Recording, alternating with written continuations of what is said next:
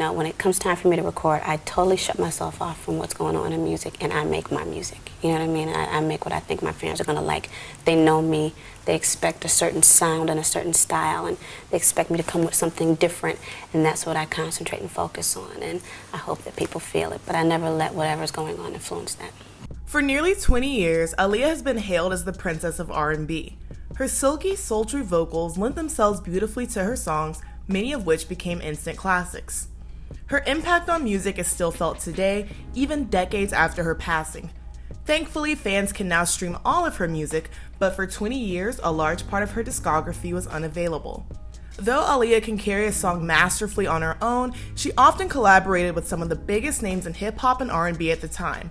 Aaliyah has collaborated with DMX, Da Brat, Jermaine Dupri, Lil' Kim, and more. However, Aaliyah's most famous collaborations by far are those with Timbaland and Missy Elliott. Aaliyah's collaborations with both, and especially their collaborations as a trio, created some of the most defining R&B songs and revolutionized the sound of R&B forever. I'm going to be talking about a lot of Aaliyah's songs in this video, and there will be a list of the songs that I talk about in the description if you want to check them out. In 1994, Aaliyah released her debut album, Age Ain't Nothing But a Number. The album was released under Jive Records and Blackground, her uncle Barry Hankerson's label. Age Ain't Nothing But a Number was considered an album that redefined R&B. It showed that Aaliyah, who was only 15 at the time, had the potential to become a force in the music industry. Her family connections afforded her some of the best writers and producers for the album. Unfortunately, this led her to meet R. Kelly, and the fallout of the situation threatened to derail her career. By the time Aaliyah was ready to begin her second album, she had left Jive and signed with Atlantic Records. Therefore, she was in search of new producers. Due to the scandalous circumstances under which she left her previous label, she was nearly blacklisted from the industry despite being the victim in the situation and just a teenager.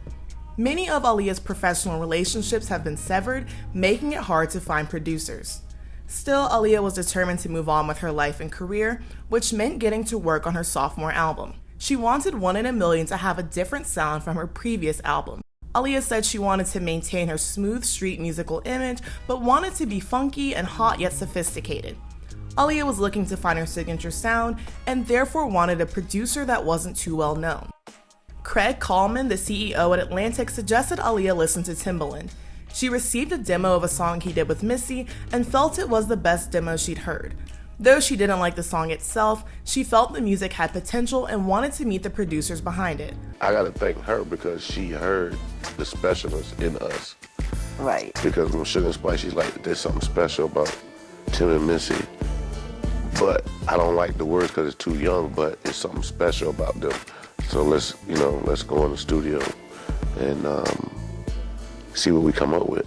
Aaliyah flew them both out to Detroit to meet with them, and they hit it off. About hiring them, Aaliyah said, "At first, Tim and Missy were skeptical if I would like their work, but I thought it was tight, just ridiculous. Their sound was different and unique, and that's what appealed to me. Before we got together, I talked to them on the phone and told them what I wanted. I said, you guys know I have a street image, but there is a sexiness to it, and I want my songs to complement that.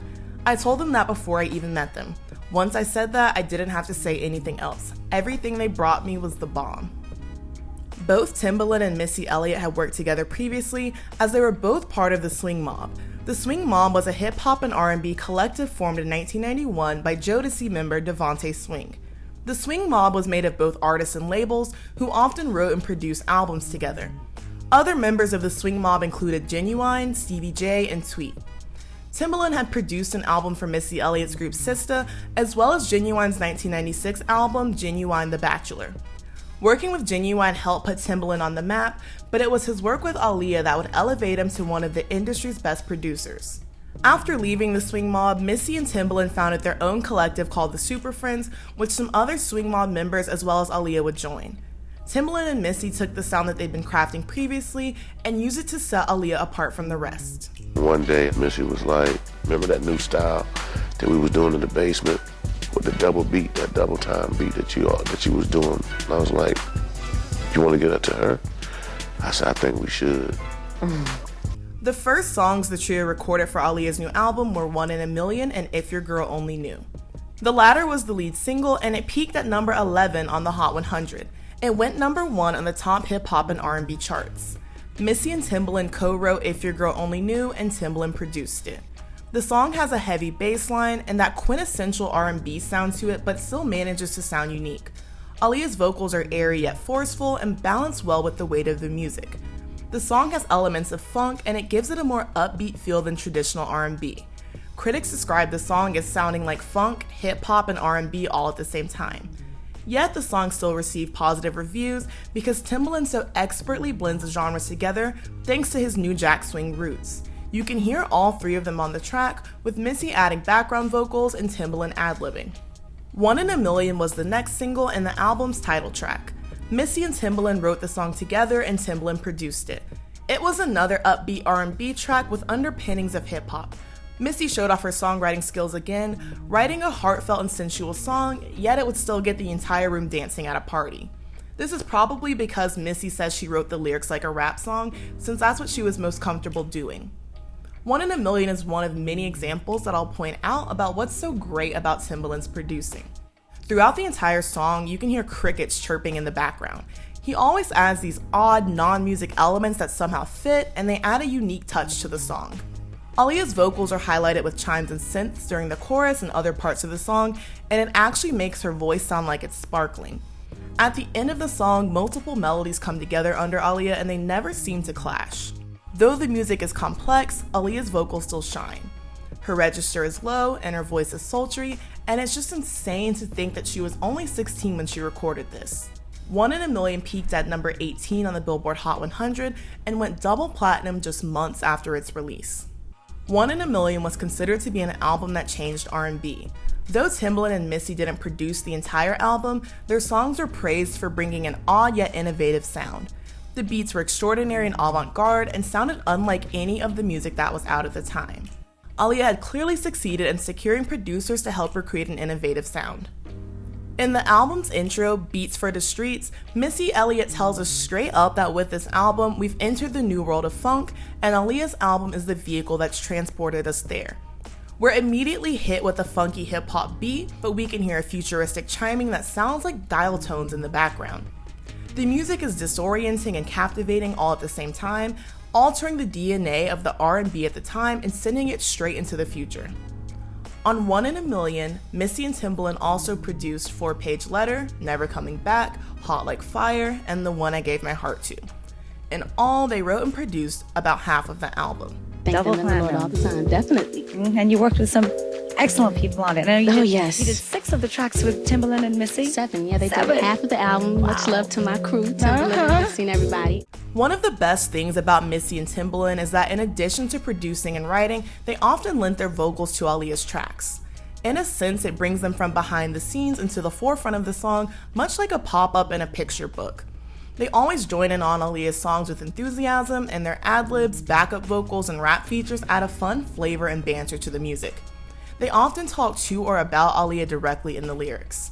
You can feel the level of collaboration in the final product, and it sounds like 3 friends who have come together to put out a passion project.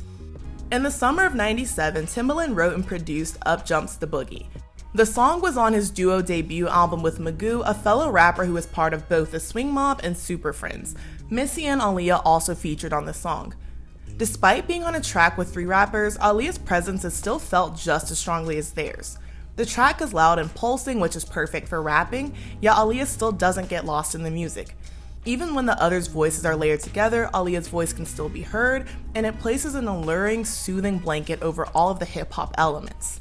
As far as the beat goes, I think Missy uses it the best here. The rap is true to form for her, and she punches on the end of each line to emphasize the beat and her control over it. Still, she maintains that carefree and joking tone to let us know that she could do this in her sleep. It's possible for Aaliyah and Missy to shine simultaneously because Timbaland produces tracks that combine the quintessential parts of hip-hop and R&B. If you strip back the louder, more punching parts of the beat, it sounds just like an R&B track. Up Jumps the Boogie peaked at number 12 on the Hot 100 and at number 1 on the Hot Rap Songs chart. Through making music together, Aaliyah, Missy, and Timbaland weren't just reinventing R&B, they also formed a close friendship. Outside of the studio, they had a genuine bond. They weren't just a team of collaborators, but a team of friends. The 3 of them were often pictured at events, and it was evident that they were genuinely close rather than just co-workers. Missy said that often when they got in the studio to make one song, they gelled so well that it could quickly turn into 8 songs. At the time, Missy said about Aaliyah, "She had an ear and she knew what that music made her feel like. She was next level to understand that this was some next level music. This is not just the sound that's going on right now. This is a new sound that's being created. This whole movement is new." In 1997, Missy Elliott released her debut album, Supa Dupa Fly. She and Timbaland wrote the album together and he produced the entire thing. Timbaland's futuristic production style was praised, and the album is considered one of the best debut albums of all time. Supa Dupa Fly was called avant-garde and futuristic, words that were quickly becoming synonyms for Missy and Timbaland. The duo were the tastemakers of R&B, having pushed the genre into the future and crafted its new sound. I think All Music puts it best when they called Supa Dupa Fly a boundary-shattering postmodern masterpiece. Missy and Timbaland were definitely rewarded for their risk-taking and experimentation. Supa Dupa Fly was the highest charting debut album for a female rapper at the time. The album was nominated at the Grammys for Best Rap Album, and one of the songs was nominated for Best Rap Solo Performance. Aaliyah made an appearance on the song Best Friends, a fitting title considering her close bond with Missy. Aaliyah's career had taken a significant shift in the past couple years, having gone from nearly being blacklisted to being the front runner of R&B's new sound. Right next to her were Missy and Timbaland, a formidable duo when it came to crafting fresh, groundbreaking music. In 1998, Aaliyah and Timberlake collaborated on one of her most popular songs, Are You That Somebody? He co-wrote and produced the song, and it was featured on the soundtrack for Dr. Dolittle. Timbaland starts off, and a signature strong bass line appears under his rapping. Aaliyah slides in, and when she does, she sings over this beatboxing sound, which Timbaland uses in a lot of his songs. When the chorus arrives, the beatboxing is joined by the sounds of a baby. This is another example of something completely random that Timbaland adds in, yet it makes sense. It was one of the last elements he added to the song, in addition to his own ad-libs. The beat feels crowded yet minimalistic at the same time, and the song keeps listeners on their toes with multiple pauses and pace changes. Aaliyah's calm, airy vocals make Timbaland's experimental sound come off as no big deal, as if she's used to having the freshest sound out there. Are You That Somebody peaked at number 21 on the Hot 100. Rolling Stone said the song remains one of 90s R&B's most astounding moments. The consensus was that Are You That Somebody was a piece of musical genius and too good to have been a song from a movie soundtrack. Luckily, the song has definitely transcended that status because nobody thinks about Dr. Dolittle when they hear Are You That Somebody. The song was nominated for a Grammy, an NAACP Image Award, a Kids' Choice Award, and a Soul Train Award. By the turn of the century, Aaliyah was making moves to fulfill her dream as an actress. She won her first role when she was cast as Trish in the 2000 film Romeo Must Die. She co-starred with Jet Li in the modern martial arts-infused reimagining of Shakespeare's play. Aaliyah also lent her vocals to the movie's soundtrack and was one of its executive producers. Her master collaborators Tim and Missy were at her side yet again. They did a song called Are You Feeling Me for the soundtrack, but it was Try Again, Aaliyah and Timbaland's collab, that became a huge hit. Timbaland opens the song with his now iconic line, "It's been a long time, we shouldn't have left you without a dope beat to step to." I feel like it can be interpreted as him talking to the listener, referring to his other collaborations with Aaliyah. But I think it can also be interpreted as Timbaland talking directly to Aaliyah, since he does it multiple times on their other songs, and he quite literally is the person who creates the dope beats for her to step to. The line echoes and repeats over a symphonic intro, and quickly a hip-hop bass line comes in. Right after, the beat pairs down and Aaliyah enters. Her register is noticeably higher here, and it works well over the almost staticky sound of the song. Though it's still grounded in R&B, Try Again also has clear EDM and house influences. He pulls back on the chorus, removing all the extra elements and leaving Aaliyah's vocals to do most of the work. The chorus is reminiscent of a choir, which is perfect for the cinematic, futuristic vibe of the song. Try Again went number 1 on the Hot 100, and Aaliyah was nominated for Best Female R&B Vocal Performance at the Grammys. Fun fact about the song, it was supposed to just be an inspirational track about perseverance, but when Barry Hankerson heard it, he made Timbaland and Static Major change the lyrics so that it would sound more like a love song. Try Again has been considered one of the best R&B songs of the 2000s and of all time by various publications like Pitchfork, Rolling Stone, and Complex. Aaliyah released her self-titled album in 2001. It was her third studio album and her last album released during her lifetime, as she would pass away the following month. Though Aaliyah definitely deserved to give us more, the album is a body of work that displays her growth over the years, both in her sound and in life. Aaliyah was just 15 on her debut album, and by the time she finished her self-titled album, she was 22. I've been doing this for 7 years now, so I totally feel like a veteran, even though I'm still very young. So it's really amazing, and I feel very, I'm happy, you know? I'm doing what I've always wanted to do. This is what I dreamed about doing when I was a little girl, and I'm doing it, so very happy. Over her career, Aaliyah had displayed her versatility as an entertainer. With Missy and Timbaland at her side, she'd helped pioneer a new sound in R&B and took the genre into the new millennium. Aaliyah initially began work on the album in 1998, but due to her busy schedule, it wouldn't be complete until early 2001. I'd been promoting the album, and I needed a break to just relax and rejuvenate and prepare myself for the next album. And the break turned into a bit of a longer break than I anticipated, but things came up, the projects like Dr. Dolittle, and I wanted to do those things to keep myself visible and so that my fans wouldn't forget about me. But then Romeo Must Die came up, and that was a big chunk of my time taken out to do that film and then to do that soundtrack, and the years kind of passed quickly. So the first bit of the break was a conscious decision, and then it kind of just rollerballed into 5 years. It was recorded in both New York and Australia, where Aaliyah was concurrently shooting for her role in Queen of the Damned. Timbaland and Missy, of course, returned to work on the album, as did Static Major. The four of them had been friends for a while, and towards the end of her career, Static Major had become one of Aaliyah's principal songwriters. The first track on Aaliyah, We Need a Resolution, was released as the lead single. The song was written by Timbaland and Static, and Timbaland produced and featured on the song. Though the song had the funk, hip-hop, and neo-soul elements that had become typical for Aaliyah, the song also has a, and I quote, seductive Middle Eastern vibe. We Need a Resolution manages to be disorienting and trance-like at the same time. The beat is winding and shifts continuously, but as always, Timbaland anchors it with a bouncing hip-hop beat. Though the song was praised for its vocals, production, and Aaliyah and Timbaland's chemistry, it only peaked at number 59 on the Hot 100. Aaliyah also worked with Timbaland and Static on More Than a Woman. It was the second single from Aaliyah and the last song she would ever perform live. More Than a Woman opens with strings playing over an electro-funk beat. Similar to We Need a Resolution, it also has a Middle Eastern influence to it. More Than a Woman samples a song called Kaloli Ansa by Syrian singer Mayada El Hanari. The strings in the beginning of the song actually come from that sample. A writer for Dot Music described it as Baroque liquid funk, and I think that's a perfect description. More Than a Woman was released as an official single internationally the month after Aaliyah's death, but it wasn't made an official single in the US. Still, it peaked at number 25 on the Billboard Hot 100, but the song went number 1 in the UK.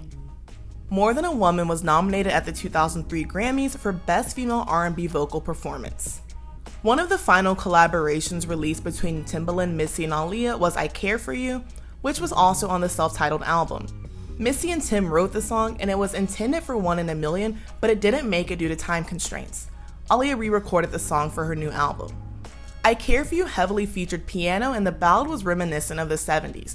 Other than the piano, the next most noticeable element is the beatboxing. I think the beatboxing is a cool touch because it connects it to Are You That Somebody, which makes sense because the songs were initially recorded around the same time. Aaliyah's vocals are on magnificent display here, both in the main vocals and in the backing that she also sings. Her voice is full of emotion and is heightened as the pace of the beat builds briefly at the end of each chorus. Aaliyah said I Care For You was her favorite song on the album. Aaliyah's self-titled album was considered one of the most influential R&B albums at the time and to date. It influenced other black musicians working in the 2000s like Destiny's Child, Ashanti, Ciara, and Rihanna. Aaliyah puts a wonderful bow on her discography and remains one of the finest bodies of work to come out of the contemporary R&B boom of the early 2000s. Whenever Missy and Timbaland wrote for Aaliyah, the lyrics maintained the balance of sweet and street that Aaliyah had made her persona. The lyrics and subject matter were perfect for a young woman transitioning into adulthood and expressed confidence and sensuality that never felt inappropriate. Aaliyah also had a lot of creative control working with them, and the music sounds like everyone at their best rather than a competition of disagreeing sounds and ideas. Their work is a perfect example of creating signature elements and replicating them, but still creating a unique piece of work each time. Timbaland and Missy crafted a hip-hop adjacent sound for Aaliyah that allowed her to perfectly occupy space among rappers and other hip-hop artists. Aaliyah wasn't a rapper by any means, but when you heard her on a hip-hop beat or heard her collaborate with a rapper, it always made perfect sense. It's because her music was full of elements of hip-hop, and some of the funk and futuristic elements in her song production were present in hip-hop as well. Her voice also juxtaposes well with that of a lot of rappers without it sounding dissonant. When Aaliyah and Missy were on a song together, it never felt competitive because they usually occupied different spaces. For one, the majority of the time, Missy Elliott is rapping. She also provides a playful and comedic element where Aaliyah's vocals come off as more calm and more laid back. On Missy's song Stickin' Chickens, Aaliyah sings while Missy mainly sticks to rapping and ad-libbing. Though their voices overlap through the majority of the song, they never seem to interrupt one another. DeBrat also raps on the track, and Timbaland of course produced it. Timbaland and Missy have both been open about how devastated they were by Aaliyah's death and how it impacted their lives. In a 2021 interview, Timbaland admitted that he'd been in love with Aaliyah. When they met, he was 23 and she was only 16. Because of their age difference and professional relationship, Timbaland said he resolved to only have a friendship with Aaliyah. Honestly, it's kind of sad and weird to see how all these men in the industry in their 20s and 30s are trying to get at Aaliyah, or at least wanted to. It would be wrong no matter what because she was either underage or barely an adult for her entire career, but knowing what she went through with R. Kelly just makes it even worse. Timbaland also admitted he married his ex-wife in part because she looked like Aaliyah, which I find disturbing. He said, and I quote, "When I first met my wife, I knew I was going to marry her because she looked like Aaliyah."